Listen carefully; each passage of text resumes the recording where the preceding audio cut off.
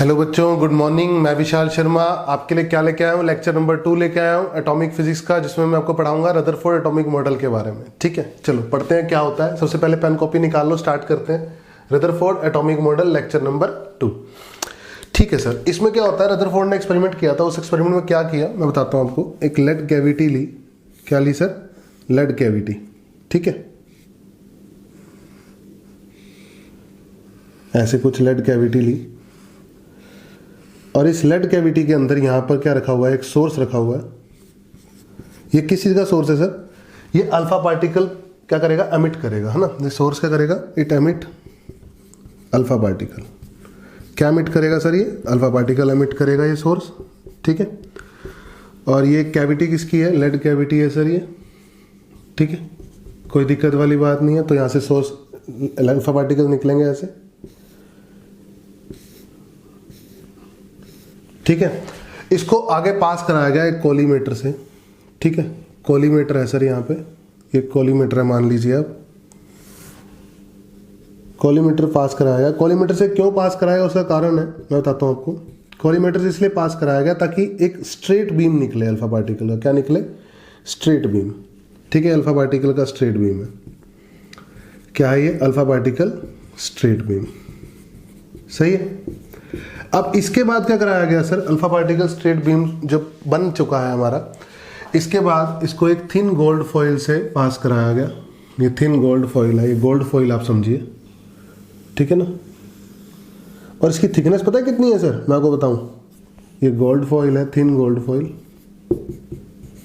और इसकी थिकनेस है सर लगभग 10⁻⁻8 मीटर के आसपास थिक है ये। और समझ रहे हो कितनी ज्यादा पतली है ये, है ना। चलो, तो अब क्या देखा जाता है, जैसे ही अल्फा पार्टिकल का बीम आता है इसके ऊपर टकराता है, इसके बाद जब निकलता है वो इस बीम से बाहर निकलता है। ठीक है, तो हम देखते हैं कि कुछ अल्फा पार्टिकल क्या करते हैं बेटा, ऐसे निकल जाते हैं। कुछ स्कैटर करते हैं लार्ज एंगल से, है ना। कुछ 1 डिग्री से डिफ्लेक्ट करते हैं, कुछ ऐसे निकल जाते हैं, कुछ इधर से ऐसे निकल जाते हैं, कुछ ऐसे। ठीक है, ये एक एटम होगा किसका, यहां पर जिससे इंटरेक्शन हुआ है, atom of gold foil. Atom of gold foil. तो अल्फा पार्टिकल का किसके साथ इंटरेक्शन हुआ है बेटा? अल्फा पार्टिकल का इंटरेक्शन हुआ है एक गोल्ड फॉइल के एटम के साथ। ठीक है, मैं उसको आपको जूम व्यू दिखाता हूं। ठीक है, यहाँ पे एक स्क्रीन लगी हुई है, ZNS स्क्रीन बोलते हैं इसको, जिंक सल्फाइड स्क्रीन। ठीक है ना। और यहाँ डिटेक्टर है। क्या है ये? डिटेक्टर रोटेटेबल, रोटेटिंग डिटेक्टर है। कैसा डिटेक्टर है सर ये? Rotating detector. ये कैसे डिटेक्ट करेगा कि अल्फा पार्टिकल कहां पहुंचा है? जिंक सल्फाइड की स्क्रीन के साथ अल्फा पार्टिकल जब टकराएगा तो एक ब्राइट फ्लैश निकालेगा। क्या निकालेगा? Bright flash. उस ब्राइट फ्लैश से पता चलेगा इस डिटेक्टर को कि अल्फा पार्टिकल अब यहां पहुंच चुका है।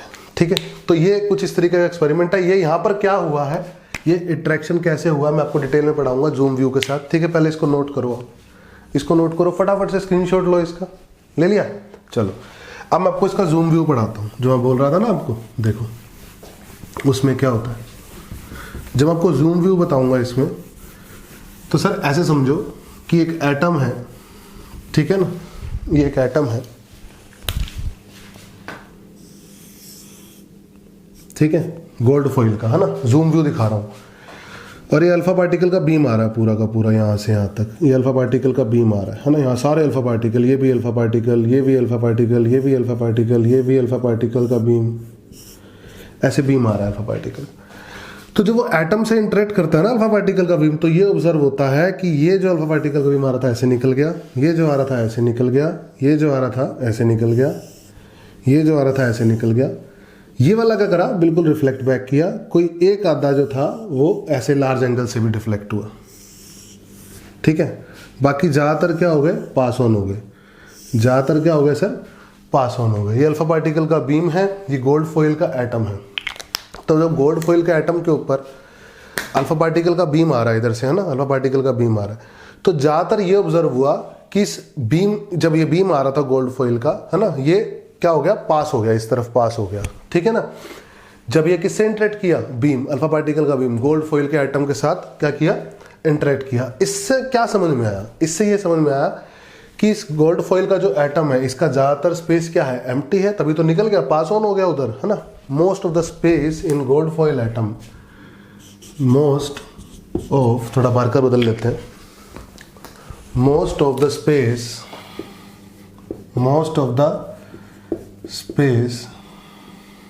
In gold foil atom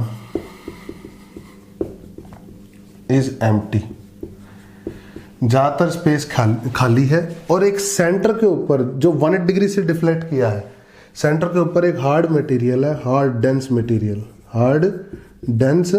material, और उसका साइज लगभग है, अगर मैं उस मटेरियल की जो बिंदी में बात कर रहा हूँ, है ना, इसका साइज लगभग है 10⁻⁻15 मीटर का, है ना। इसको बोला जाता है न्यूक्लियस। क्या बोला जाता है इसको? न्यूक्लियस। तो रदरफोर्ड एक्सपेरिमेंट में क्या समझ में आया कि भैया एटम का ज़्यादातर स्पेस एम्प्टी रहता है, सेंटर पे एक जो एटम होता है ना, गोल्ड फॉइल का एटम होता है, उसके सेंटर पे एक हार्ड डेंस मटेरियल है कि अल्फा पार्टिकल उसके पास आए और टकरा के वापस चला जाए। सही बात है। तो वहां से वो कोलिजन करके 180 डिग्री से रिफ्लेक्ट करता है। क्या करता है? 180 डिग्री से रिफ्लेक्ट करता है, ठीक है ना। ऐसा मिलियंस में एक होता है ना, बाकी सारा का सारा पास ऑन होता है, ठीक है ना, स्मॉल एंगल के साथ। कुछ 8000 में से एक, 1 in 8000 के आसपास लार्ज एंगल से स्कैटर करता है, लार्ज एंगल स्कैटर करता है, ठीक है सर। और बाकी लगभग क्या करते हैं? स्मॉल एंगल स्कैटर करते हैं ना। जैसे मान लो ये सीधा आ रहा था, ये स्कैटरिंग एंगल हो गया, थीटा इज स्कैटरिंग एंगल।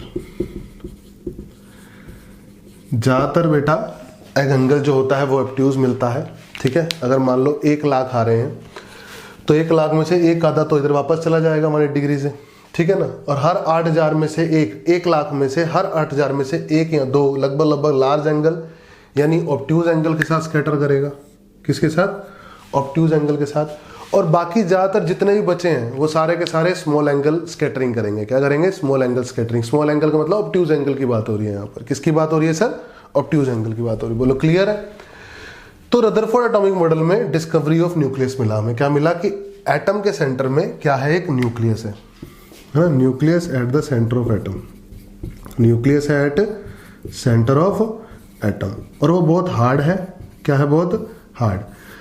अब न्यूक्लियस है एटम के सेंटर में और एटम इलेक्ट्रिकली न्यूट्रल है ना, गोल्ड फॉइल का। तो गोल्ड फॉइल की बात करूं तो गोल्ड फॉइल का एटम का एटॉमिक नंबर होगा Z, एटॉमिक नंबर Z। किसका? गोल्ड फॉइल एटम का। गोल्ड फॉइल के एटम का एटॉमिक नंबर कितना होगा सर? Z। तो इस पे कितने इलेक्ट्रॉन्स होंगे? Number of electrons Z electron होंगे, और Z ही सर प्रोटॉन होंगे, है ना। और जो प्रोटॉन और न्यूट्रॉन्स, नंबर ऑफ प्रोटॉन्स और नंबर ऑफ न्यूट्रॉन्स, न्यूट्रॉन्स क्या होते हैं? जो गोल्ड फॉइल का एटॉमिक मास नंबर होगा, जैसे A मान लेते हैं, A। तो एटॉमिक मास नंबर में से अगर एटॉमिक नंबर सब्ट्रैक्ट कर दो तो नंबर ऑफ न्यूट्रॉन आ जाता है A माइनस Z, है ना। तो न्यूक्लियस किससे मिलके बनता है? न्यूक्लियस मिलके बनता है बेटा नंबर ऑफ न्यूट्रॉन से और नंबर ऑफ प्रोटॉन से, है ना। सारे प्रोटॉन्स और एटम के सारे प्रोटॉन और एटम के सारे न्यूट्रॉन्स किसके अंदर होते हैं सर? न्यूक्लियस के अंदर होते हैं। और इलेक्ट्रॉन्स कहाँ होते हैं? इलेक्ट्रॉन्स होते हैं शेल्स के अंदर।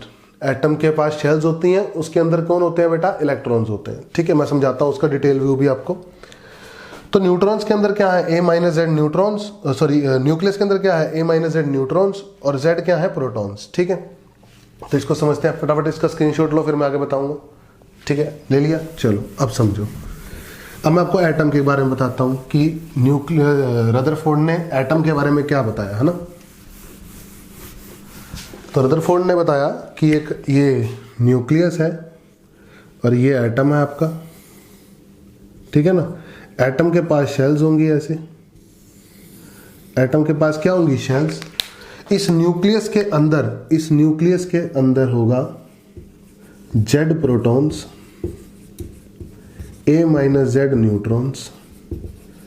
इस न्यूक्लियस का रेडियस लगभग होगा 10⁻⁻5 15 मीटर के आसपास का। और जो एटम का रेडियस होगा वो 10⁻⁻10 मीटर के आसपास का। किसने बताया था? रदरफोर्ड के गुरुजी ने। रदरफोर्ड के गुरुजी कौन थे? थॉमसन। और जो इलेक्ट्रॉन होंगे वो इलेक्ट्रॉन इसके अराउंड, न्यूक्लियस के अराउंड क्या कर रहे होंगे बेटा, रिवॉल्व कर रहे होंगे, है ना। और कॉन्फ़िगरेशन आप जानते हैं 2 8 8, है ना। ऐसे जैसे पहला s होता है, s ऑर्बिटल, है ना, फिर p ऑर्बिटल sp, फिर sp d, समझ रहे हो ना आप, ठीक है। 1 2 3 4 5 6 7 8 इस तरीके से आगे s, है ना। इसके पास खाली क्या होता है, s, इसके पास होता है s और p, इसके पास sp d। सही बात है, बोलो क्लियर है कि नहीं क्लियर है? क्लियर है। कुछ इस तरीके से एटम का एटॉमिक मॉडल होता है न्यूक्लियस के अकॉर्डिंग, ठीक है। कोई दिक्कत? कोई दिक्कत नहीं। अब मैं आपको जरा एक बात और बताता हूँ, इसको स्क्रीनशॉट लो फटाफट से, ले लिया। तो इलेक्ट्रॉन सारे न्यूक्लियस के अराउंड क्या कर रहे हैं बेटा, रिवॉल्व कर रहे हैं, ठीक है। Electrons are revolving around nucleus according to Rutherford, ठीक है। कोई दिक्कत वाली बात नहीं है। तो लगभग स्पेस एम्प्टी है ना। अभी जैसे अल्फा पार्टिकल आया यहाँ से, तो अल्फा पार्टिकल ऐसे निकल गया बाहर, अरे ये अल्फा पार्टिकल आया, ये ऐसे वापस आ गया, ये अल्फा पार्टिकल आया, मान लो इलेक्ट्रॉन से कोलिजन करके कुछ इस तरीके से चला गया, सही बात है ना। तो इस तरीके से alpha particle scattering experiment perform किया गया था, ठीक है। अब एक थोड़ा सा फॉर्मूला और देखेंगे हम। ये मैंने बताया आपको, ये न्यूक्लियस है, किसका न्यूक्लियस है सर? ये न्यूक्लियस है आपका गोल्ड फॉइल एटम का, ये उसका रेडियस है ना। ये न्यूक्लियस हो गया और ये एटम का रेडियस हो गया, ठीक है। ये अल्फा पार्टिकल आ रहा है बेटा यहाँ से, मान लो ऐसे समझो कि ये अल्फा पार्टिकल आ रहा है यहाँ से, तो अल्फा पार्टिकल आ रहा है इस तरीके से चला गया, है ना। तो आ एकदम स्ट्रेट रहा था, और जब गया तो किस, अगर हॉरिजॉन्टल से देखूं तो किस एंगल पे गया, थीटा एंगल पे गया कि नहीं गया? स्कैटरिंग एंगल, इसको बोलते हैं आप स्कैटरिंग एंगल। क्या बोलते हैं? Scattering angle. तो ये फॉर्मूला दिया गया है कि साइन की पावर 4 θ/2, बोला सही है, ये फॉर्मूला दिया गया है। हालांकि जो प्रोपोर्शनलिटी रहता है तो कांस्टेंट में एक बहुत बड़ा नंबर आता है, उसमें ZI का भी चीज़ें होती हैं ना, थिकनेस भी होती है गोल्ड फॉइल की, गोल्ड फॉइल का एटॉमिक नंबर होता है ना, कई सारी चीज़ें होती हैं। खैर उसको हम इग्नोर कर रहे हैं, उसकी खास जरूरत नहीं पड़ती हमें मेन जरूरत इसकी पड़ती है। आप देखेंगे 90 डिग्री आपको गिवन करेगा, भाई 90 डिग्री पे डिफ्लेक्ट होने वाले इतने हैं और 60 डिग्री पे डिफ्लेक्ट होने वाले बताओ, था ना। तो 90 डिग्री वाले बता देगा, तो थीटा की जगह 90 डालोगे आप, वो आपको पता ही होगा, ठीक है। जैसे n1 θ1 अपॉन n2 θ2 बन जाएगा सर साइन की पावर 4 θ2/2 अपॉन साइन की पावर 4 θ1/2। कहने का मतलब ये हुआ कि θ1 अगर मान लो 90 डिग्री एंगल के स्कैटरिंग आपको गिवन है कि 90 डिग्री पे 90 डिग्री से इतने स्कैटर्ड हुए अल्फा पार्टिकल, है ना। 90 डिग्री से स्कैटर्ड हुए इतने अल्फा पार्टिकल, तो बताओ 60 डिग्री से कितने हुए? तो ये 90 डिग्री वाले आपको पता होंगे, यहाँ 90 डिग्री पुट करोगे आप, 60 डिग्री आपको निकालना है, 60 डिग्री वाले यानी 60/2 30 यूज़ कर लोगे, तो ये वाला नंबर निकल जाएगा कि नहीं निकल जाएगा। इस तरीके से इस टाइप के क्वेश्चन में इसकी हेल्प पड़ती है, ठीक है। बोलो क्लियर है। तो ये था आपका थॉमसन एटॉमिक मॉडल, ठीक है। हालांकि इसके भी लिमिटेशन थे, इसने अपने लिमिटेशन में क्या आया, इसके लिमिटेशन में आया है, एक तो ये इस इलेक्ट्रॉन की स्टेबिलिटी के बारे में नहीं बता पाया, है ना। इट डज नॉट एक्सप्लेन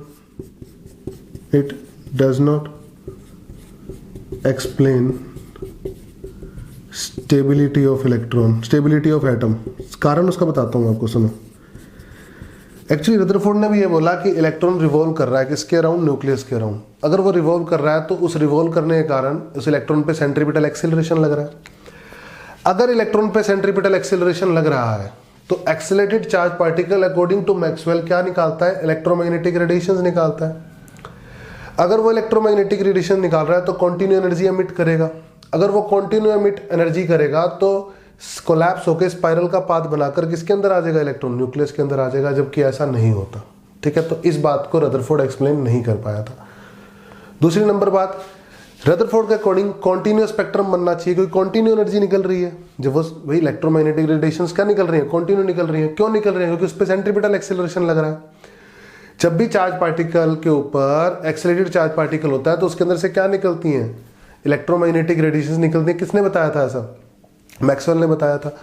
तो रेडिएशंस तो हर वेवलेंथ की होनी चाहिए, है ना, लेकिन ऐसा नहीं होता। एक्चुअली में क्या होता है, लाइन स्पेक्ट्रम बनता है ना।